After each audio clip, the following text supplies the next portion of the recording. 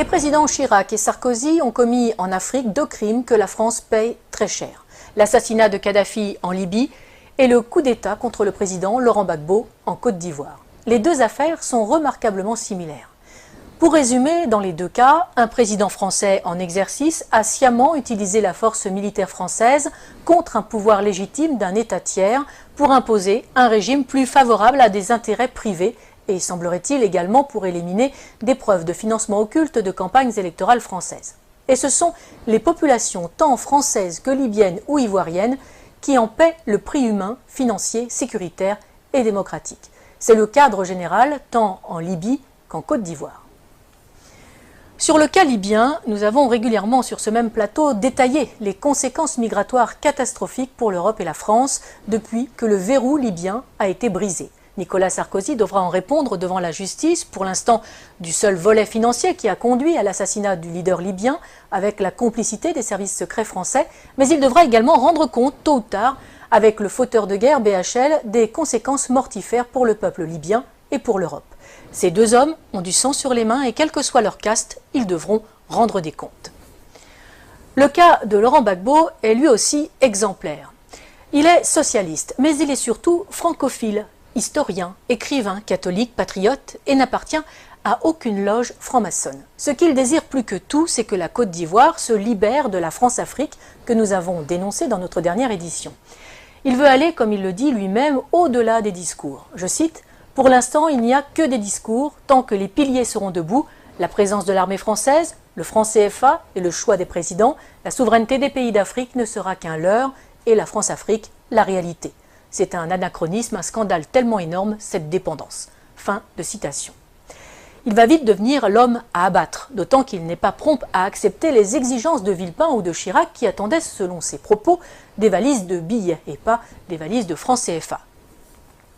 Longtemps opposant à Félix Houphouët-Boigny, emprisonné pour cela par le Premier ministre de l'époque, un certain Ouattara, qui est désormais l'actuel président, il est élu à la présidence de la République de Côte d'Ivoire en 2000 face à Robert Guéhi. Dès lors, la France n'aura de cesse de lui faire quitter le pouvoir de gré ou de force. Dès 2002, il doit faire face à une tentative de coup d'État par des éléments armés par le Burkina Faso. Non seulement la France ne le prévient pas de l'attaque, comme Laurent Gbagbo le dira plus tard, bien sûr qu'ils ne m'ont pas prévenu puisqu'ils étaient dans le coup. Mais Michel Alliot-Marie, alors ministre de la Défense de Chirac, refuse de faire jouer les accords de défense pourtant imposés à l'indépendance en 1960 par Paris. C'est une affaire ivoiro-ivoirienne, dira-t-elle. Henri Emmanuelli, ancien président PS de l'Assemblée nationale, expliquera cette trahison par cette sentence, je cite, « Laurent Gbagbo a eu depuis le début un souci, faire de la Côte d'Ivoire un pays indépendant. C'est cela qui ne lui a pas été pardonné. » Pour Laurent Gbagbo, ce coup d'État est la conséquence directe d'une loi sur l'assurance maladie qu'il a fait voter. Une loi destinée à mettre en place 2 caisses, une pour les paysans, une pour tous les autres travailleurs, financée par les bénéfices du cacao, du café, de l'EVA, mais aussi des mines de diamants et d'or. Les compagnies de la France-Afrique y voient une menace trop grande pour leur marge. Le coup d'État est donc lancé. La moitié nord du pays sera depuis cette date sous la domination de bandes de pillards et de rebelles. L'immigration de dizaines de milliers d'étrangers et la distribution de cartes d'électeurs visent à fausser le vote des Ivoiriens et à faire main basse sur le sud, Eldorado agricole et minier de l'Afrique. 30% de la population ivoirienne est, selon les dernières estimations, d'origine étrangère. En 2010, lors de l'élection présidentielle à Bouaké, fief de la rébellion et de Ouattara, on relèvera 250 000 votes exprimés pour 150 000 électeurs inscrits. Mais les événements ne vont pas assez vite. Pire, le régime légal de Laurent Gbagbo tient bon et avance vers la modernité. Décentralisation, création de conseils généraux qui s'attellent à la construction de lycées, de dispensaires, de routes. Les succès du Sud, sous le contrôle du pouvoir légal d'Abidjan, font rêver les Ivoiriens de la partie nord qui subissent les pillages et l'arbitraire des rebelles qui soutiennent Ouattara. Laurent Gbagbo est de plus en plus populaire. Si Laurent Gbagbo n'est pas dupe, il confiera depuis sa cellule à La Haye, je cite, « Pour anticiper les coupes d'État, il me suffisait de suivre les cours du cacao ». Il fait preuve de retenue, accepte de discuter même avec les rebelles, et malgré le double jeu du gouvernement français. L'ONUCI, l'opération des Nations Unies en Côte d'Ivoire, saluera même le professionnalisme des opérations militaires de l'armée ivoirienne qui ne provoquent aucun dégât collatéral ni victime innocente. Il faut donc trouver un prétexte. La première tentative majeure date du 6 novembre 2004. Deux Sukhoi de l'armée ivoirienne, pilotés par des mercenaires biélorusses, bombardent la zone de confiance, dénommée aussi ZOC, notamment à Man et Bouaké, et font 9 morts et 39 blessés parmi les soldats français. L'armée française réagit et détruit les moyens aériens de la Côte d'Ivoire, ce qui l'empêchera de lutter efficacement contre les rebelles. La force Licorne doit se lancer à l'assaut d'Abidjan. C'est la dernière partie d'un plan en 4 phases. Un plan qui a si bien réussi en Côte d'Ivoire que la France l'a appliqué en Libye et au Mali. D'abord, un appel à l'aide d'un gouvernement fantoche ou rebelle reconnu comme légal. Ensuite, une première promesse d'aide par l'organisation régionale qui se retrouve vite dépassée. Puis un mandat de l'ONU au nom de crimes contre l'humanité, viols, etc. Et enfin, l'intervention de la France sur le plan diplomatique, économique et militaire pour mettre en place les hommes choisis. Mais en 2004, la dernière partie cafouille. Des informations révélées par Wikileaks et des enquêtes de presse suggèrent une manipulation visant à justifier une action militaire contre Gbagbo. En 2016, la juge d'instruction française Sabine Kéris demande le renvoi devant la Cour de justice de la République, la CJR, des anciens ministres Dominique de Villepin, Michel Alliot-Marie et Michel Barnier, suspectés d'avoir permis l'exfiltration des mercenaires responsables de l'attaque contre les forces françaises. Pour Laurent Gbagbo, les services secrets français ont retourné son chef d'état-major, Mathias Doué, pour une attaque sous faux drapeau afin de légitimer la réaction française. Le parquet général près la Cour de cassation a indiqué n'avoir pas saisi à ce stade la commission des requêtes de la CJR. En 2011, alors que Laurent Gbagbo a remporté les élections de 2010, malgré les quelques 450 000 électeurs fantômes rajoutés dans le Nord, Ouattara et ses amis français décident de forcer les urnes. Ils contestent les élections, mais refusent de recompter les bulletins, qui sont détruits.